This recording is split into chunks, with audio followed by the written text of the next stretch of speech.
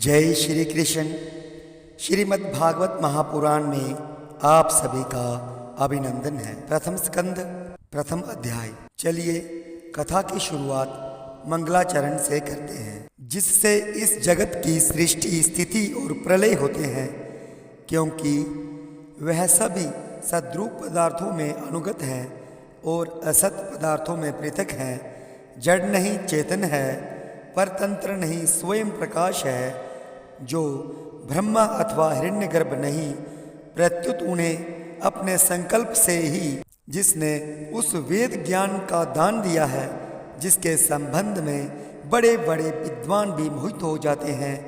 जैसे तेजोमय सूर्य रश्मियों में जल का, जल में स्थल का और स्थल में जल का भ्रम होता है, वैसे ही जिसमें यह त्रिगुणमयी जागृत, स्वप्न, सुषुप्ति रूपा सृष्टि मिथ्या होने पर भी अधिष्ठान सत्ता से सत्यवत प्रतीत हो रही है, उस अपनी स्वयं प्रकाश ज्योति से सर्वदा और सर्वथा माया और मायाकार से पूर्णता मुक्त रहने वाले परम सत्य रूप परमात्मा का हम ध्यान करते हैं।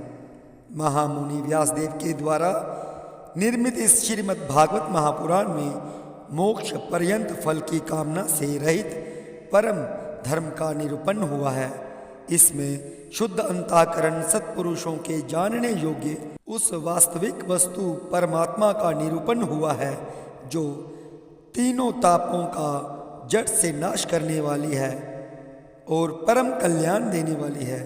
अब और किसी साधन या शास्त्र से क्या प्रयोजन है? जिस समय भी सुकृति पुरुष इसके श्रवण की इच्छा करते हैं, ईश्वर उसी समय अविलंब उनके हृदय में आकर बंदी बन जाता है। रस के मर्मज्ञ भक्तजन इस श्रीमद् भागवत वेद रूप कल्प वृक्ष का पका हुआ फल है। श्री सुखदेव रूप तोते के मुख का संबंध हो जाने से यह परमानंदमयी सुधा से परिपूर्ण हो गया है। इस फल में छिलका, गुठली आदि त्याज्य अंश तनिक भी नहीं है। यह मूर्तिमान रस है। जब तक शरीर में चेतना रहे, तब तक इस दिव्य भगवत रस का निरंतर बार बार पान करते रहो। यह पृथ्वी पर ही सुलभ है। चलिए अभी कथा की शुरुआत करते हैं। एक बार भगवान विष्णु एवं देवताओं के पास पुण्यमय क्षेत्र नैमिषारण्य में शौनक आदि ऋषियों ने भगवत प्राप्ति की इच्छा से सहस्र वर्षों में पूरे होने वाले एक महान यज्ञ का अनुष्ठान किया। एक दिन उन लोगों ने प्रातःकाल अग्निहोत्र आदि नित्य कृत्यों से निवृत्त होकर सूत जी का पूजन किया और उन्हें ऊंचे आसन पर बैठाकर बड़े आदर से यह प्रश्न किया। ऋषियों ने कहा, सूत जी, आप निष्पाप हैं। आपने समस्त इतिहास, पुराण और धर्मशास्त्रों का विधि पूर्वक अध्ययन किया है तथा उनकी भली भांति व्याख्या भी की है। वेदताओं में श्रेष्ठ भगवान के सगुण निर्गुण रूप को जानने वाले दूसरे मुनियों ने जो कुछ जाना है, उन्हें जिन विषयों का ज्ञान है, वह सब आप वास्तविक रूप से जानते हैं। आपका हृदय बड़ा ही सरल और शुद्ध है। इसी से आप उनकी कृपा और अनुग्रह के पात्र हुए हैं।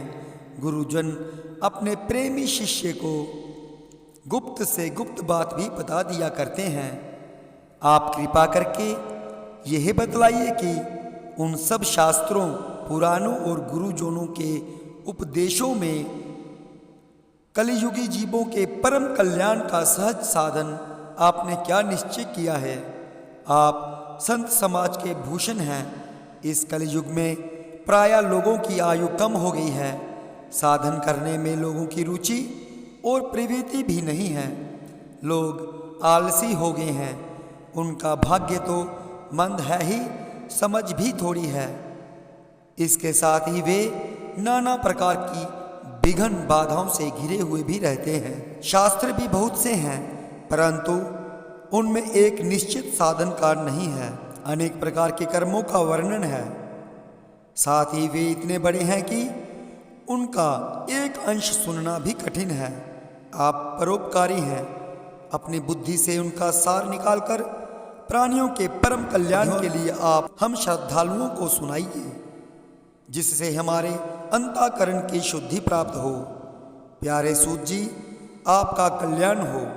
आप तो जानते ही हैं कि यदुवंशियों के रक्षक भक्त वत्सल भगवान श्री कृष्ण वसुदेव की धर्म पत्नी देवकी के गर्भ से क्या करने की इच्छा से अवतीर्ण हुए थे।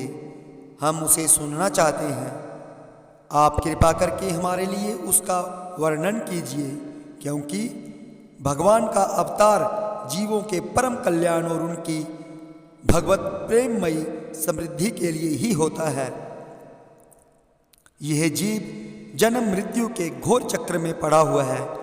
इस स्थिति में भी यदि वह कभी भगवान के मंगलमय नाम का उच्चारण कर ले तो उसी क्षण उससे मुक्त हो जाए, क्योंकि स्वयं भय भी भगवान से डरता है। सूत जी, परम विरक्त और परम शांत मुनिजन भगवान के श्री चरणों की शरण में ही रहते हैं। अतएव उनके स्पर्श मात्र से संसार के जीव तुरंत पवित्र हो जाते हैं। इधर गंगा जी के जल का बहुत दिनों तक सेवन किया जाए तब कहीं पवित्रता प्राप्त होती है। ऐसे पुण्यात्मा भक्त जिनकी लीलाओं का गान करते रहते हैं, उन भगवान का कलिमलहारी पवित्र यश भला आत्म शुद्धि की इच्छा वाला ऐसा कौन मनुष्य होगा जो श्रवण न करे।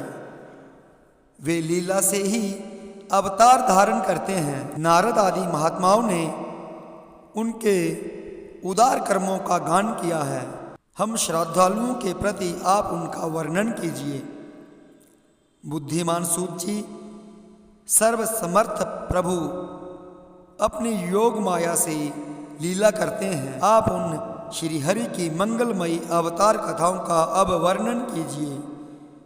पुण्य कीर्ति भगवान की लीला सुनने से हमें कभी भी तृप्ति नहीं हो सकती, क्योंकि रसज्ञ श्रोताओं को पद पद पर भगवान की लीलाओं में नए नए रस का अनुभव होता है। भगवान श्री कृष्ण अपने को छिपाए हुए थे। लोगों के सामने ऐसी चेष्टा करते थे कि मानो कोई मनुष्य हो, परंतु उन्होंने बलराम जी के साथ ऐसी लीलाएं भी की, ऐसा पराक्रम भी प्रकट किया है जो मनुष्य नहीं कर सकते। कलयुग को आया जानकर इस वैष्णव क्षेत्र में हम दीर्घकालीन सत्र का संकल्प करके बैठे हैं। श्री हरि की कथा सुनने के लिए हम अवकाश प्राप्त हैं। यह कलयुग अंतःकरण की पवित्रता और शक्ति का नाश करने वाला है। इससे पार पाना कठिन है।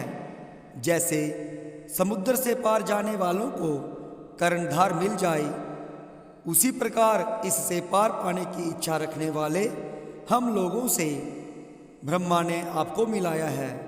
धर्म रक्षक, ब्राह्मण भक्त, योगेश्वर भगवान श्री कृष्ण के अपने धाम में पधार जाने पर धर्म ने अब किसकी शरण ली है, यह बताइए। जय श्री कृष्ण।